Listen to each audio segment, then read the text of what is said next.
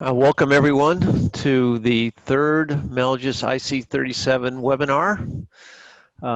Tonight we have with us our coach Greg Fisher and Mike Marshall from North Sales, and our guest speaker Ben Kinney, the main trimmer from Members Only.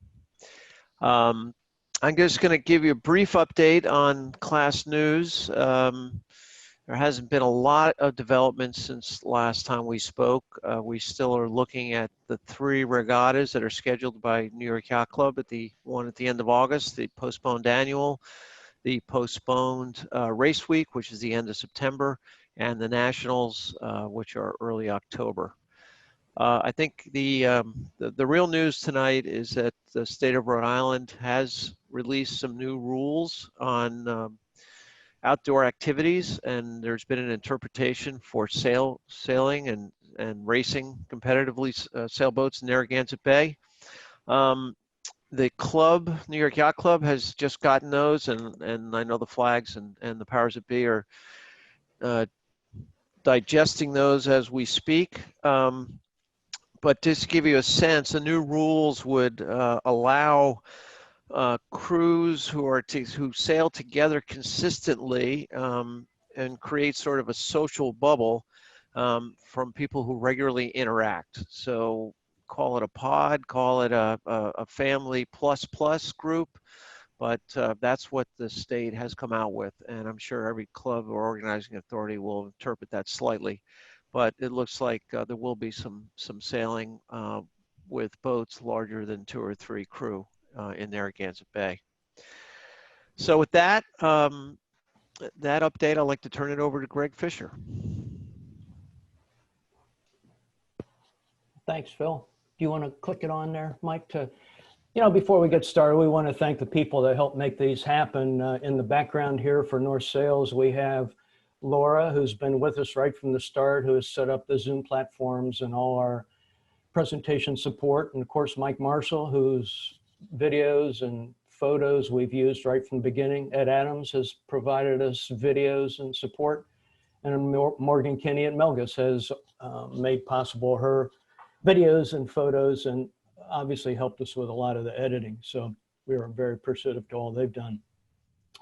And we are fortunate to have with us tonight Ben and Mike, and I can't imagine either one of them need much introduction, but their accomplishments are incredible. Ben grew up in Wisconsin, sailing from Milwaukee Yacht Club. He sailed collegiately at UPenn, and where he was 2-time team captain. He's also been captain and chair of the New York Yacht Club team race program, which, as we all know, is very impressive, and was on the winning Morgan Cup team at least 6 times. He sailed a bunch of different one designs throughout his career, but he's focused on the Etchells this past 10 years, where he's finished in the top 5 in the worlds twice and was the top Corinthian world champion twice. And that says a lot right there as well. Last year, he formed the IC37 team members only syndicate with Jay Cross and Hannah Sweat. And of course, as we know, they won the first class nationals last fall. When he's not sailing, he lives in Manhattan with his wife and 2 kids, and is a managing director at JP Morgan's corporate and investment bank. Ben, as we've all learned, is a very busy boy, and we really appreciate him taking the time to be here with us. So thank you, Ben. Thanks, Greg. And Mike grew up on Narragansett Bay. He's one of those kids who went through all the ranks of the Optimist, the Laser, and the 420. And Mike, too, was a college sailor and was also a 2-time captain at Conn College, one of the very strong programs. He's a champion one design sailor in a bunch of classes, including the J24, but he's won the North Americans in the J22 and the VX1, and is a J22 world champion. I think it's really cool that Mike is on the board of directors at the Connecticut Island Sailing Foundation, which helps youth sailors enjoy the sport. That speaks volumes as well. Mike is the lead and exceptionally talented sail designer for North Sails One Design. And just for knowing, he's the guy that designed your IC37 sails. So obviously he knows a great deal, and we're lucky to have Mike with us too. So the next one, Mike. Oh, perfect. So you're all going to see soon enough that we've updated our focus on this in our next two webinars. We're going to focus on upwind speed, boat speed setup and sail trim tonight for light air, and then July 9th, it'll be medium breeze, and July 23rd will be overpowered breeze. It'll still be Mike Ben, and I'll moderate, and they will still share about this focus, and again, in this one, and talk us through light air settings and onboard communication. Phil's going to manage the chat room, so please don't hesitate to use that to throw your questions out. And Phil will interrupt at the right time to pose these questions to Mike and Ben, so it'll be a great opportunity for them to answer your specific personal questions. And this next slide is kind of the lead for the whole talk. And these are three boats upwind and three different conditions that are going to represent our next three webinars counting tonight. And I'm going to let Mike take it from here, as him being the guy who designed the sails. You know, what are you looking for, Mike, in the basic setup, and maybe talk through some tuning and basic sail trim setup on as we go through here. Yeah, so I think it's really interesting. Thanks for that, Greg, and you know, everyone else for being here. I think it's really interesting. In order to get to the bottom of the sail trim on the IC37, it's a little bit of a different puzzle because it's got a pretty short cord on the keel, and really what it seems is that in order to sail the boat quickly and trim everything correctly, you really have to be focused on boat balance and whatever form that takes, either, you know, with the crew weight, with the heel angle, or with the sail trim. And in order to get to that, I think we should actually ask the only driver that's currently talking on this call, and that's you know, that's Phil, and just find out what are you looking for when you sail upwind in, you know, in the range of conditions, but specifically in light air, and what are you looking for from the tiller? Yeah, thanks, Mike. Well, balance, I guess, light air, for me, it means having the boat trimmed properly so I'm not hunting for boat speed. I don't end up sailing too bow down, trying to keep the boat accelerated, and that I can maintain, you know, a pretty good angle, boat heel angle, and plus good VMG with the breeze, as opposed to when you start getting more breeze and the crew starts to hike, then you are in a situation where you're trying not to point the boat too much to compensate for the trim, either for weight or for sail trim, and then you're losing speed because you're pointing too much. In light air, you'd almost want to be in a position where you're not being forced to go too bow down. Interesting. And one of the things you had mentioned before is that anytime the driver is trying to fix the, you know, feels like they're trying to fix an error in sail trim or in boat heel, that's what you're referring to when you say the boat is wandering, you're hunting. You're hunting. So yeah, you don't want to be fixing, you know, you don't want to be fixing the boat speed issue with the tiller, either sailing too low, looking for breeze, or too high, trying to keep the boat flat or whatever in heavier breeze. Right. So I think then if we look into that, there really are, and kind of how we've organized this webinar tonight, there really are three different modes, or three different sort of conditions that you have. You have sort of the underpowered condition, which we're seeing here on the left in our screen. That's really what's going to be the focus of tonight, and that really comes about in about, you know, in that 11 to, you know, to nothing, that 0 to 11 knot range is really where that sort of underpowered, you probably don't have much runner on yet, you probably have the crew to leeward, you might have a couple of people hiking, and that range then from sort of the 11 to 14, you're going to be looking for a pretty different balance of the boat, and it's what we're calling the powered range, and that's the thing we're going to focus on next week, and followed by what we're calling the overpowered range, which is another entirely different balance of the boat feel.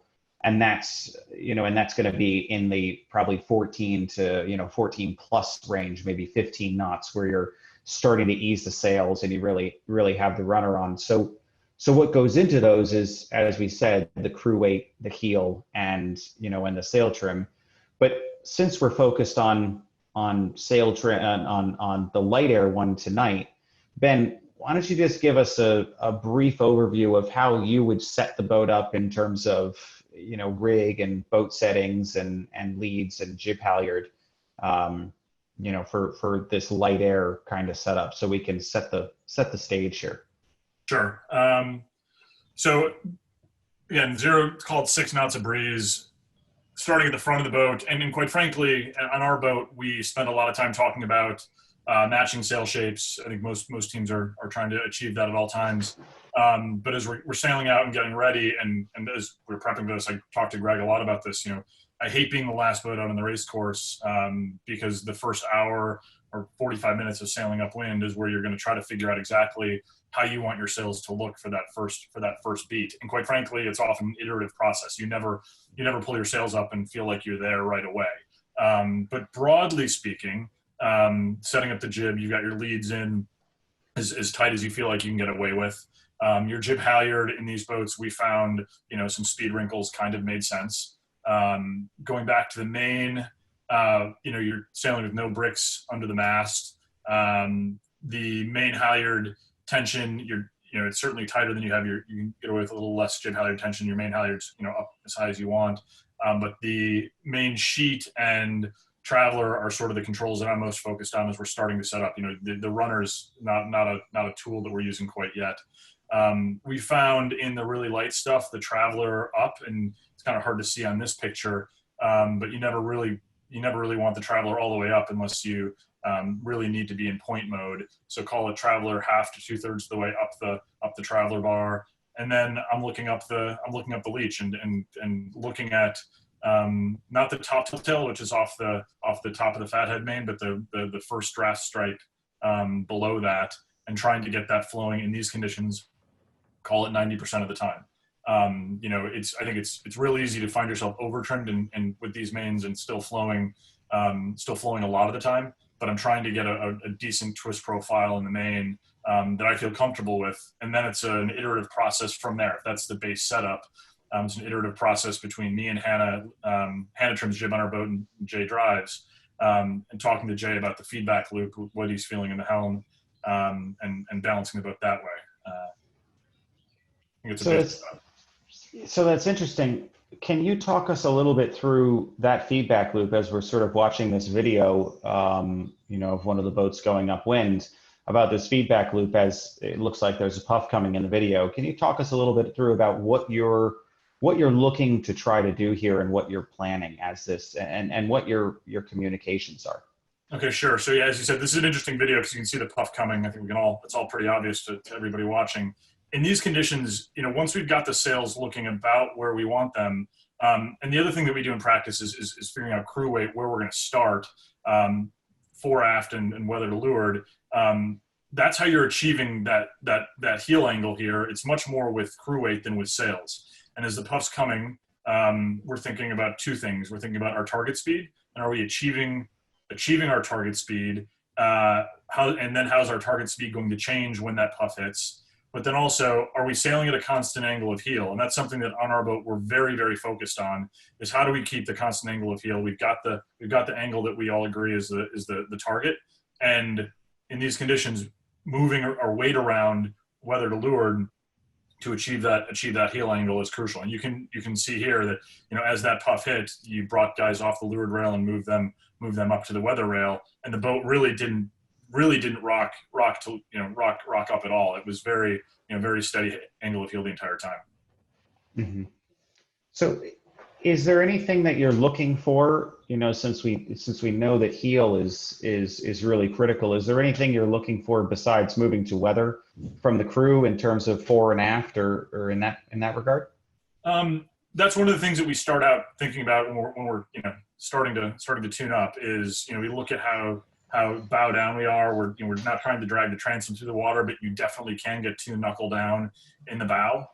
That's one of the things that we're focused on fore aft crew weight wise.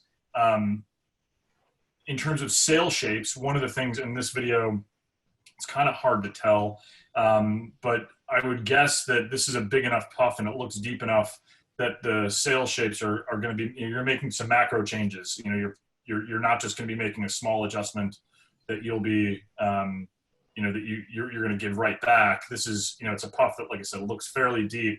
So you're going to potentially be changing where your traveler is. I guess you're changing your main sheet tension pretty meaningfully. You know, it's not just a small click in. It's a change that you're going to be living with for a little while. And so that also, you know, that's an adjustment that when you're making a macro adjustment like that, you got to be thinking about all the other controls in the sail to make sure that you have the right, you know, it's make sure you have the right trim. One thing that we look at on our boat every day is the crossover point on our main leech in the center line. That's something, it's a gauge for us. We broadly have it around where the reef point is, you know, plus or minus a little bit. But if you know, we're thinking about twist, if we have a twist profile that's very wrong, you'll see that crossover point is either much higher or much lower.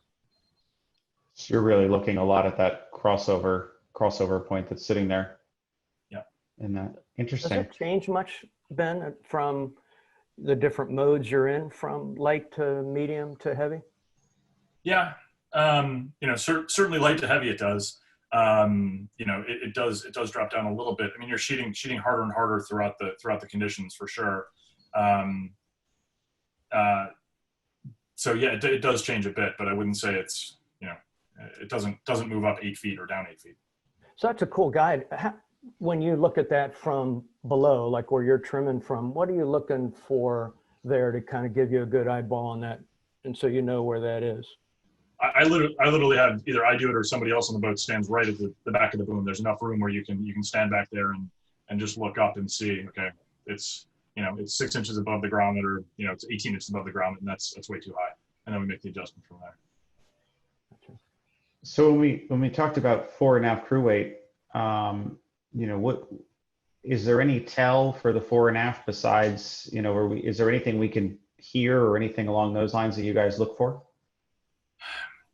So like I said, it's usually, it's a conversation about how much we're digging the bow or dragging the transom, and it's one body moving, you know, fore and aft a little bit. The person who's kind of the crew boss on our boat is typically the one who's making that assessment, and then moving the body, you know, the 1 or 2 bodies fore and aft, depending upon where we want to be. And that's a macro change as you go up in breeze as well, right? And that's something I'm sure we'll talk about as we talk about heavier air conditions. Yeah, exactly. The other thing that I think is really interesting in this video is, you know, if we were to pause here and we were to kind of, you know, get a good bead on the area right in the back of the boat and look at the tiller is really straight here. It's certainly not being pulled to weather, and I think it might be safe to say that if you feel like you're pulling the tiller to weather, something's wrong, and it's generally that your main's over trimmed. I know you had a discussion about that at one point, Ben, and you know, what are your thoughts there? Yeah, so so a couple things. One is, as we're going through this, you know, I think it's important to recognize that, you know, the class is a year old, and, you know, we're still very much learning how to sail these boats, and there's no one way to sail these boats. And so, you know, I'm sure some of the things that we do will change in the next year or 2 years. You know, and the Etchells, we set the boat up dramatically differently now than we did 10 years ago. So what I'd say is you know, when you're asking about sort of helm here, in these conditions, I'm trying to, and I know it sounds crazy, I'm trying to sail as loose leached as possible, but enough pull and enough return that Jay's not reaching off the race course and that he's got a little bit of feel. In these conditions, I feel strongly, you know, you really don't want to, you know, bring the runner on unless you can, you know, unless you need to firm up the headstay a little bit. So we're trying not to touch the runner to solve the helm problem. We would probably do it with sheet or maybe a little bit of trab, but probably a little bit of sheet.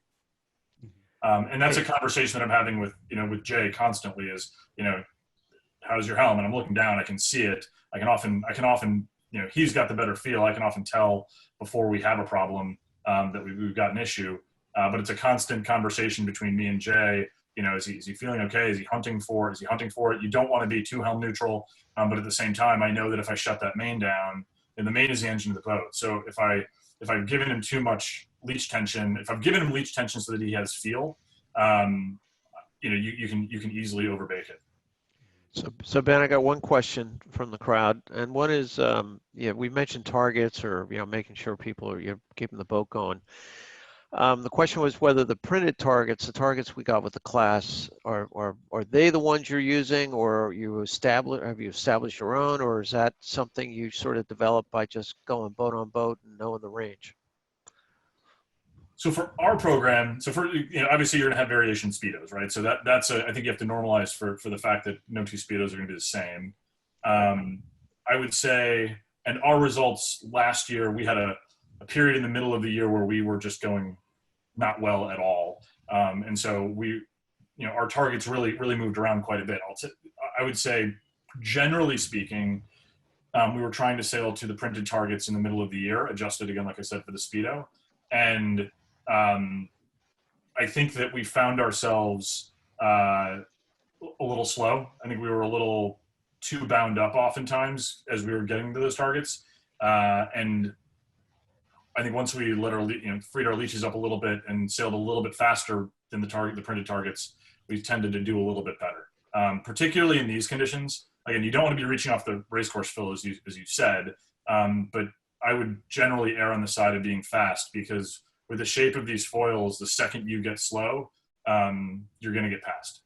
It's very hard to get the boat going again. So to answer the question, I think by the end of the season, we generally coalesced around a view that we were trying to sail a little bit faster than the printed targets. Got it. Thank you.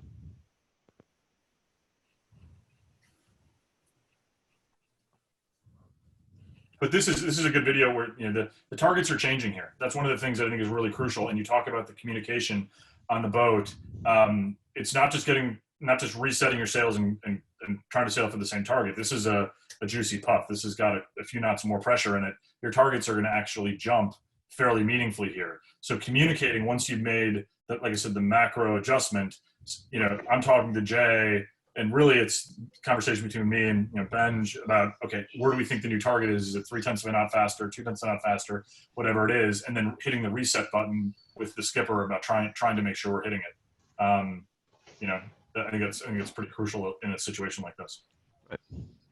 So what I think is really interesting here is I think that the thing that you said about the faster than the targets is key. And in reality, if you think about targets, they're assuming that the boat is never going a speed slower or faster than the target, right? And so you can sort of pull something out of wanting to go faster than the targets, because your boat is never going exactly that speed. It's always a little faster or a little slower, and maybe at times exactly that speed, and then a little faster, a little slower as you hit waves. And it speaks to volumes to what the boat wants, which is with such a short keel, such a short cord on the keel, that you get all of your lift by going fast. And the keel and the rudder for that manner, you get all of your lift by going fast. So the fact that you said you want to be going faster than the targets probably means that on average you're probably maybe a touch faster, but at times maybe a touch slower, and it's putting you probably right in the range. But it does speak to the fact that the boat really is looking for speed and not really a height mode, which I do think goes to the rest of our discussion on the sail trim, does it not? I think it's fair. That's right. Well, and Mike, it's very different from many other boats that people sail, where you can squeak a little bit of height out of it for a little bit, but you just don't dare do that here, because you lose that flow. And as Ben pointed out, it's so hard to get the boat back up to speed and reattach, right?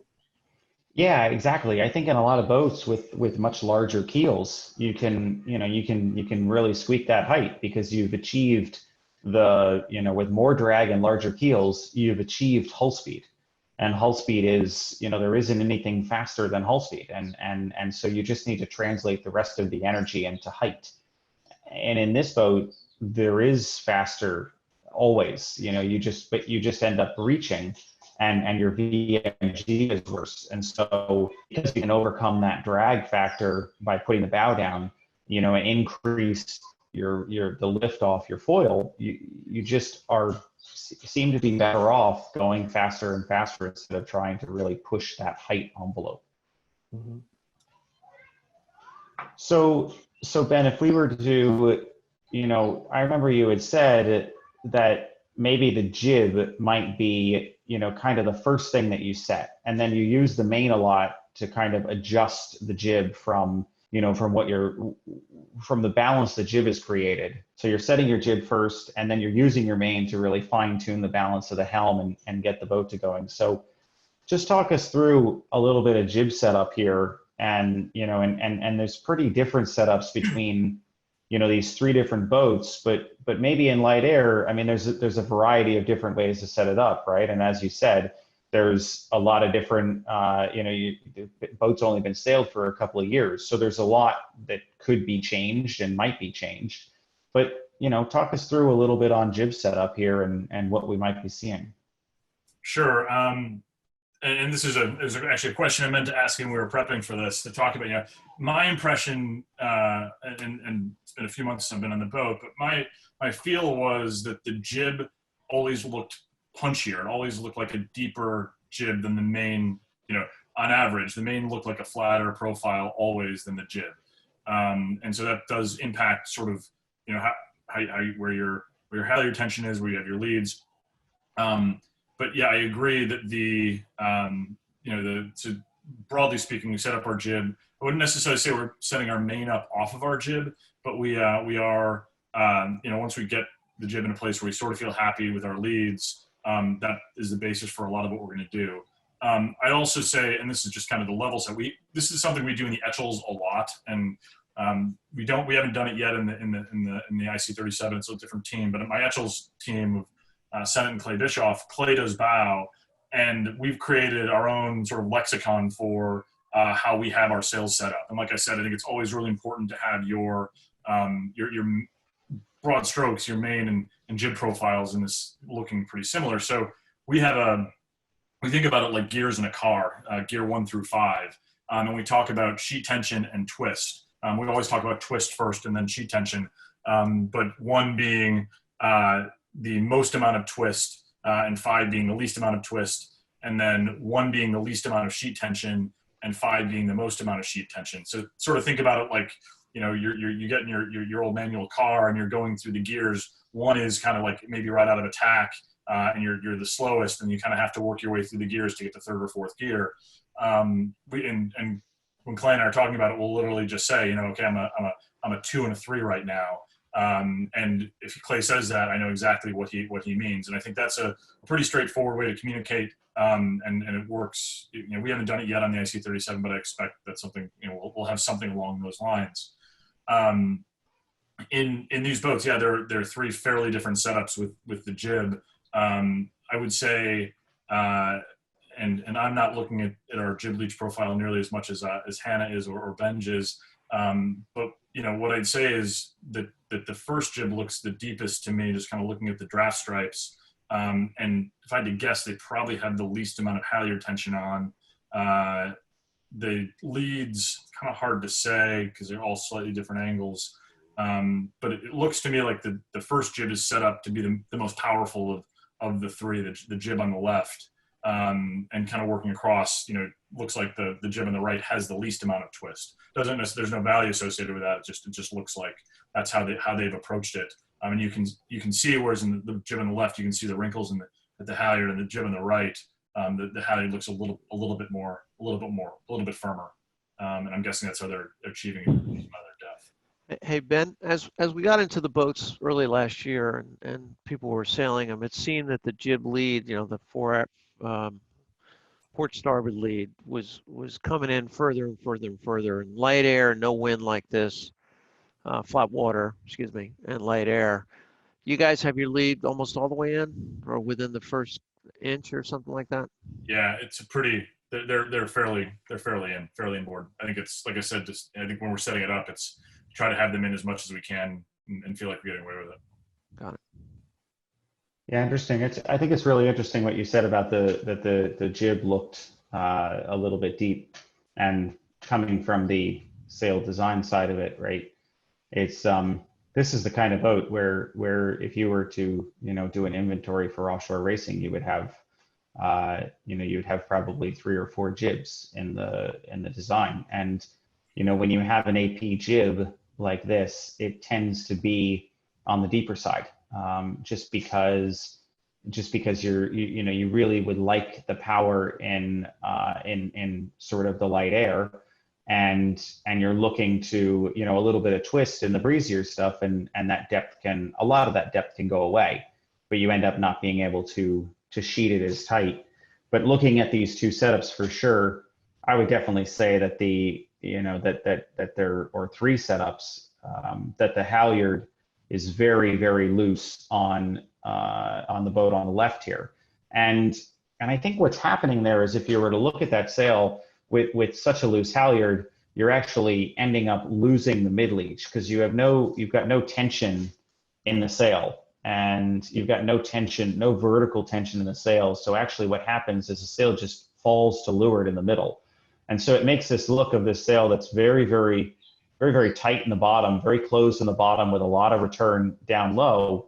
And then it ends up with a sail that's pretty wide open on top. And that would be really good for waves, but at times, they can be a little bit too extreme in those conditions. And correct me if I'm wrong from what you've seen there, Ben, but it's there's times where it can be a little bit too extreme, because you're just actually shedding power out of the top of the jib.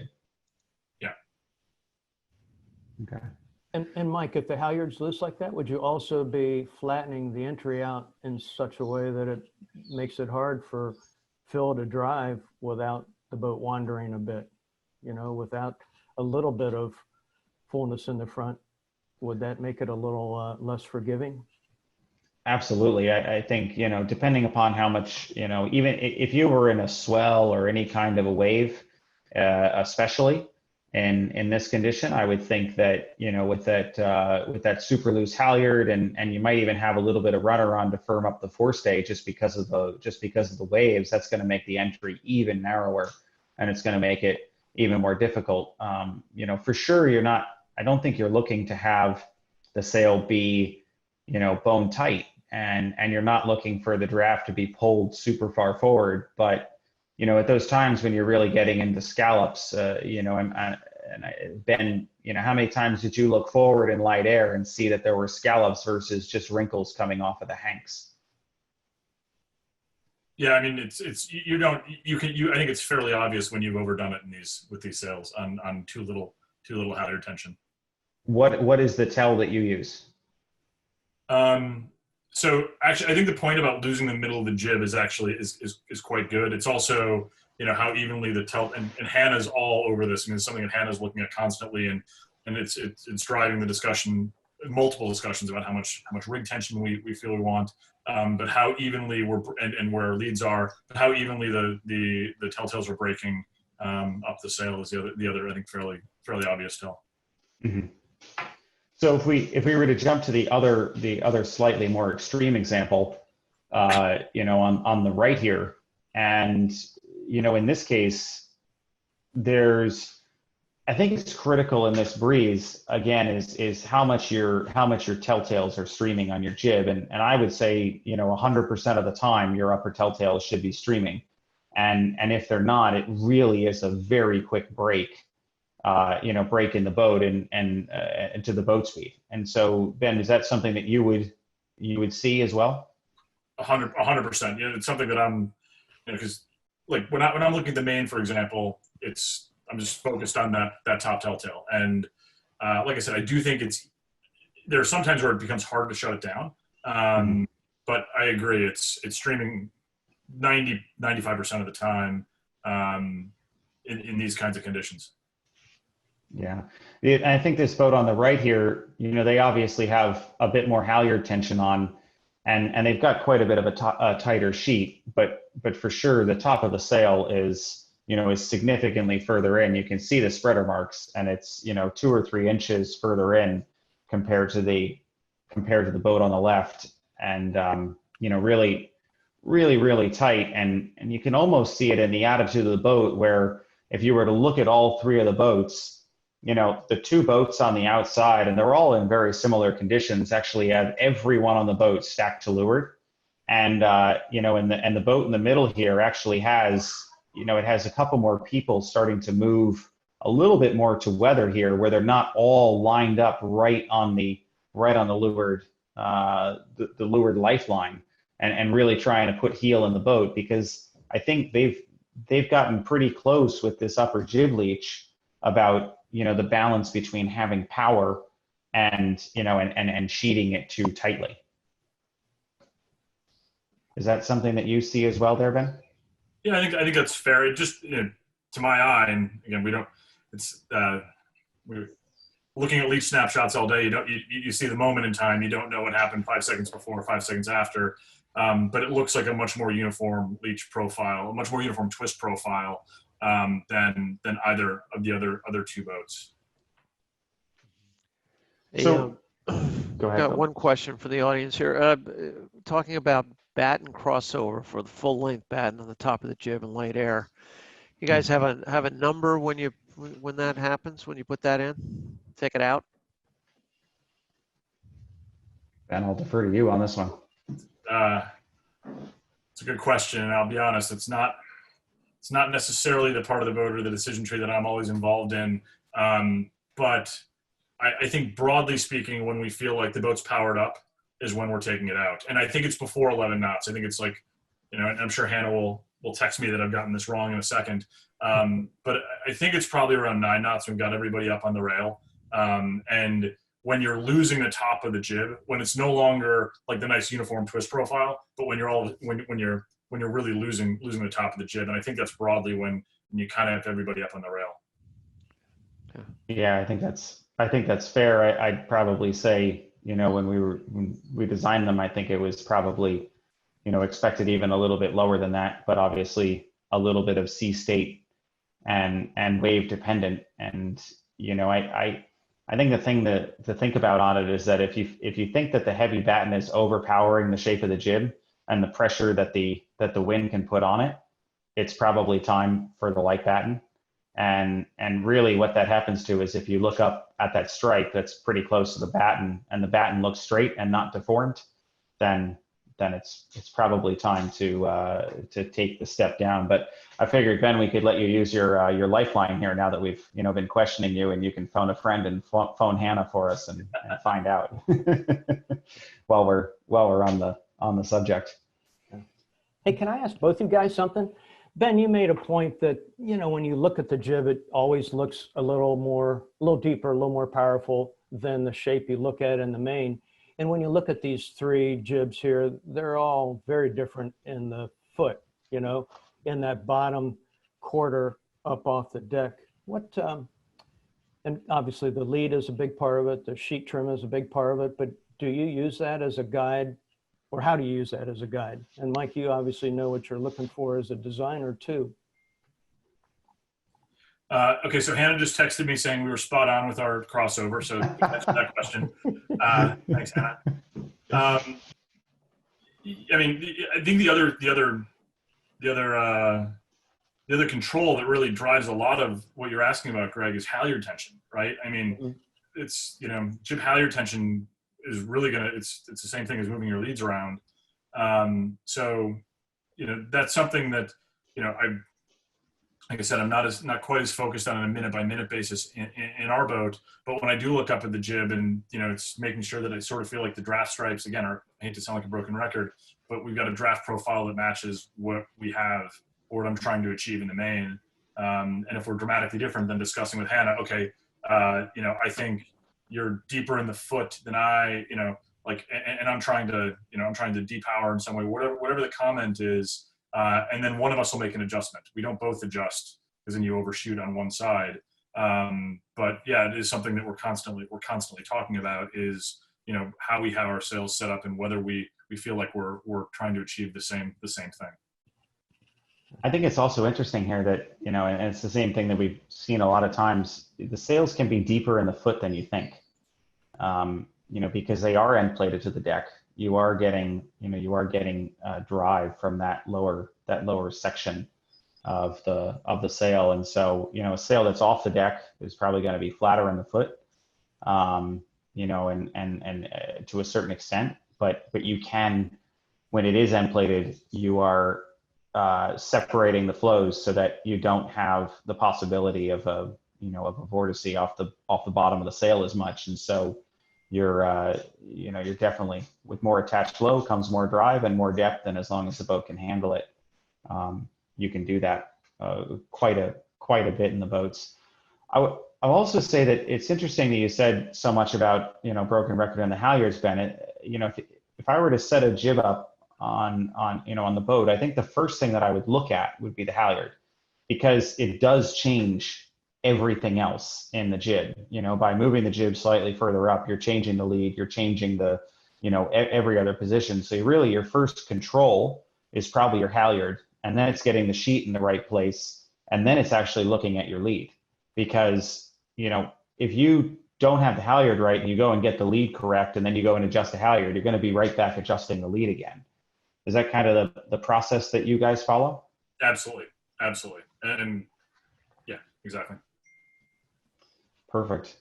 So in general then, it seems like with the jib in this condition, you're really looking to be on the inside of that track, potentially the furthest forward, the furthest hole inside. You're looking to have some grunt in the bottom of the jib, and you're looking to have that top telltale basically flying 90% of the time, 90 to 100% of the time, with maybe just ever so slight wrinkles coming off of the luff of the jib. But how does that then interact with the main? What are you looking for in the main setup? Like we're showing in the next photos here. What are you looking for in that main setup to kind of match that jib trim profile? Sure. I guess so as we move on, the one other thing that I'd say, I think it's important to recognize as we kind of wrap up on the jib and move to the main, is I think in these conditions, we are the most dynamic with our jib trim of any of the conditions that we'll talk about over the next few weeks, where the halyard is constantly moving up and down. The jib sheet is constantly in and out. We're moving we're moving where our leads are much more actively than we are in any other conditions. Some of it's just boat setup. We can't cross sheet our jib in these boats. So, our ability to, ease our jib and puffs is much more limited, but it's also because the impact of going from 4 knots of boat speed to 4 knots of wind speed to 8 knots of wind speed is massive in these boats. We find that, or even 5 knots of wind speed to 6 knots of wind speed is quite a big, setup change. We're incredibly dynamic with our jib sheet, with our jib trim in general. And then sorry, Mike, going back to your question on interplay between the main and the jib, if you go forward a slide, there's a pattern here. I guess the main on the left is the deepest. The main in the middle, I think, has got a fairly uniform twist profile. The main on the right looks to me like the leech is the firmest of the three. Again, not saying fastest or slowest, but firmest of the three. And I would say too, I actually think these three boats have, broadly speaking, matched their main and jib profiles relatively well. Perhaps the boat on the left has a deeper, a much twistier main profile than the jib. I think the boat in the middle has achieved fairly consistent profiles amongst all, and then the boat on the right, you can even see sort of that looks to me like all the way through their jib leech is firmer as well. But the interplay, so again, as we're sailing along and we're sailing through varying conditions, Hannah and I are discussing what she's doing with her leads, what she's doing with her sheet tension. I'm listening to what she's doing and, quite frankly, making adjustments, focusing on what our target speed is, how we're achieving that, listening to Jay, getting the feedback from Jay around, he's starting to helm up in the puffs, or even just sailing along, he doesn't have any helm, he could use something to lean against, and I can give him that for a second without shutting the main down, I'm okay with that. Or if I find that it's more than a second, maybe I was under trimmed before, and so I'm going to make a macro adjustment with the main. But if we're again thinking about dynamic conditions, if we're going into something new, we're going to try to change both sails in the same way. Again, if I'm dropping trab, or I'm starting to trim a little bit firmer on the main sheet, then Hannah probably has a click that she can trim out on the jib. I think that's really, really interesting, and sort of again what we're seeing here is that the crossover between the two sails, and that kind of also leads us into that traveler. So that the comment that you made before about that intersection point, we can see a lot more here. So why don't we just jump back to that for a second, and let's see, just give us a run through on what you're looking for here so we can see it on a comparison. Sure. So if you look at the boat on the left and you just draw, if you were to stand at the transom in the middle of the back of the boat, you can see that crossover point is pretty low. Now the main looks very deep and very powered up, but also very twisted up top. So the crossover point between where the leech of the sail is at the middle of the boat is probably a little bit lower than I'd be looking to set it up. So I also think this traveler looks a little bit low as well, kind of from what I can tell in the photo. But so I would be looking to bring the traveler up just a little bit, probably trim on just a little bit as well. I think get away with both in that situation. That'll shut your leech down just a little bit, but it'll also maintain a twist profile as you bring your traveler up. If you look at the boat in the middle and draw the same arrows, you can see it looks to me like that crossover point is higher up. Again, like I guess that's right around the reef point in the main, maybe a little bit above it, but it's in the ballpark. It's in the ballpark on that, and that broadly looks like a good twist profile. I think that boat, which is the reason it's a nice twist profile. It's always been top me that. And speaking about the traveler too, you guys don't look like you're all the way up to get that twist profile. Have you guys found that that's pretty quick to not be all the way up? Yeah, I think the only time that we on our boat are trab all the way up is when we need a point card, and it's not an adjustment that we live with for all that long. So if we've got somebody in our hip that we need to shed, the first adjustment is trab all the way up. If we are we need to live off of somebody's hip, trab all the way up, and we just make it work for as long as we can and try to kind of scratch and claw and fight to maintain our targets. You find that on ley lines a lot, or you find yourself in a tough lane. Sometimes you find it off the start, quite frankly. And that's actually one of the things that we try to do a lot in the IC37. We do it in the Etchel a lot, is like figuring out what the various modes are for the various conditions during our practice. So the hour before, when we're setting the boat up, we get kind of our base setting, and then it's okay, if we need to go into point mode, what does that look like, and how do we achieve that, and how long can we be sailing at our targets for that mode? Or we need to go bow down and either rumble over somebody, or we got to somebody tack on us and we're not going to tack for a long time. We got to free our lane up. What are the adjustments that we need to make for that? But I think that traveler is for us, it's really it's the point card when we need to go high. That's the only time we leave it up. And the second I can drop it off, the second I can get it from as high up as it is, I'm living for that. I want to get it back to a more normal position because it's a break. Yeah, and a normal position seems to be with that boom, maybe a boom width above center line. That seems to be a fairly good crossover. Maybe boom and a half width above center line seems to be, from what you're saying, a pretty normal position for the boom to be in. In these conditions, yeah. Yeah, exactly. But from an overall perspective, really, as we can see in the photo to the left, just having the traveler up and not having the main sheet on, or on the photo to the right, having the traveler down and having the main sheet on, can really change what your boom height is. So the main sheet is really a big driver here. And I've always used this sort of very top batten here, just at the stripe, as at the very back, probably the back third, or maybe even the back quarter of it as a tell for myself in these boats, because I think that that when that is actually hooked to weather, you can have the telltale flying, and the sail is actually basically too tight for the boat. So what's your tell that you're using up there to know that your leech tension is good? I do think you're right. I think that you can effectively have a shutdown leech and have that telltale still working a lot of the time. I think the tell for me, it's a little bit less up there than it is in the boat. So again, if you go back to this notion, and sort of my process at least is, I often don't really know where we are on the race course because I'm focused on looking up at that telltale, looking at the speedo, communicating with Jay, having a good sense, kind of looking back at the sheet, but I'm kind of cycling through within the boat the entire time and not really looking around a whole heck of a lot. That actually for me was a big change versus the Etchells, where I was a little bit more head out of the boat than I am in the IC37. But the tell to me is really less about sort of when, yes, you can sort of see when the batten's hooked for sure. But it's more about, okay, Jay and how he's doing, achieving his target, whether the boat is sort of, leaping towards that target or kind of struggling when puffs hit. It's a bit of a, it's more of a, it's less of sort of like a tell up there than it is something that's happening within the boat, and our ability to constantly be sailing around our target with the angle of heel that we want.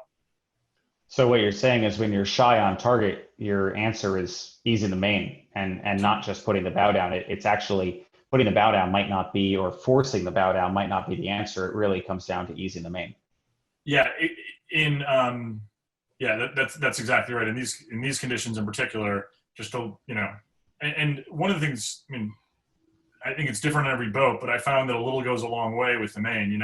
You can give it, a 2-inch ease or an 1.5 inch ease on the main sheet and really free up the leech pretty quickly. If you're kind of close on trim, I guess is what I'd say. Like you don't need to do a very large adjustment. And oftentimes you see the boat all of a sudden, just free up and leap in speed, and then you can kind of start the dance again, where you're figuring out if you're trying to click that back in and what the point is where you do click that back in. And how long you can keep it click back in before you start to shut it down again. Before you start to shut it down. The really telling thing here definitely has to do with, the way the boats are heeled, and the one on the right-hand side, that's a pretty quick tell to what you're talking about, right? If your boat is heeled over but not going fast, there's your answer, and that's really that attitude of the boat, and it kind of does go back a little bit to that boat balance comment that we were talking about before. The one thing I'd say you can kind of tell, and it's a little bit hard because the picture is slightly cut off. If I had to guess, the crew weight is much further forward on the boat on the right, just based on how the transom is relative to the water, at least from what I can see in the photo. It doesn't necessarily look like, and on the margin, I'd say the boat on the left is dragging the transom through the boat, dragging the transom through the water just slightly as well. So it's, you get a much better sense of looking at the boat from leeward, but that's one thing that does appear to be the case here. And the boat in the middle looks relatively well balanced. With crew weight as well. Yeah, that's a really good point. Hey, you guys, when we were rehearsing, you guys were talking about, it's also, I don't want to say easy, but possible to under trim the main and have the top two open for the balance for Jay to be able to steer. And I'm just curious, Ben and Mike, what you're looking for when you'd want to trim the main and put the traveler down to help Jay. I mean, I guess my understanding, listening to you guys, is that the shot on the left, maybe they're too open, right? And obviously the shot on the right's too closed, but is the shot on the left going to give up a lot of, like you're saying, Mike, the ability to drive the boat forward and give the boat some more heel because it's so eased? Just curious. I thought you guys were talking about that, and I found that really interesting. I have a horror story from an Etchells Worlds where I under trimmed a main for an entire beat, and we went very, very backwards very quickly. So I'm always scared of under trimming the main and not being able to sail upwind. But at the same time, like I said earlier, I also never want to be tight leached because, once you're slow, it becomes very hard to. So it's finding the edge. finding the edge of trim. And that's always something with the main, whether you're sailing 6 knots of breeze or 16 knots of breeze. And I'm always thinking about is where's the edge where I'm going to make Jay squeal one way or the other, that he needs something to lean against, or that he's fighting the boat way too much, and then back off from the edge just slightly. The tell in the main, I find when I'm under trimmed is like you actually see it luff a little bit. I mean, it's very subtle, but you actually can see, along the luff, you can see small luffs when the boat either hits a wave or it's quite frankly looking at other boats. Not necessarily for what their trim looks like, but boats that are around us, and they've got to be nearby because 50 yards makes a big difference in how much breeze you're in when it's light. But are we sailing? Broadly speaking, are we able to kind of sail the same angle as that boat? And do I think that boat's actually sailing upwind in the right way? And if we're not, then maybe I'm under trimmed. If we're footing just too much and we're not gaining real VMG, then I may be under trimmed. Mm-hmm. Yeah, and the other thing that I think about on that is, when you feel the boat kind of hitting waves, even in light air, it wants to feel, unless they're really big waves, it wants to feel like it's pushing through those waves. If you're falling on the edge of under trimmed, the boat doesn't ever feel like when you get a puff or when you hit a wave, like it has power. When the puff hits, the boat should feel like it actually wants to heel over a little bit more, even if it's only a knot or two increase.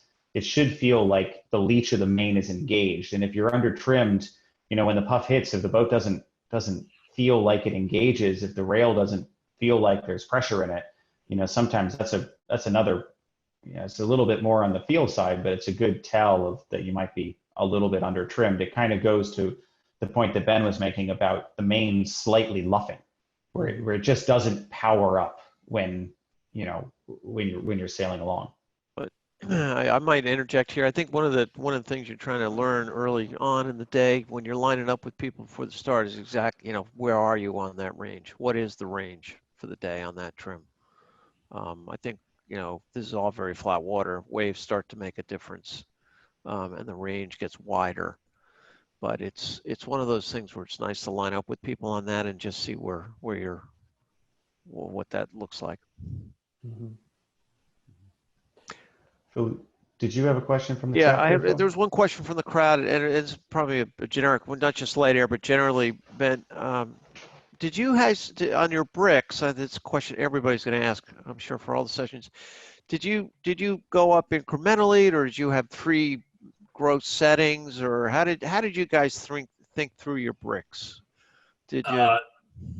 Lots of voracious debate on the boat with a lot of cooks in the kitchen. We generally, a rule of thumb was so no bricks until we had everybody up on the rail.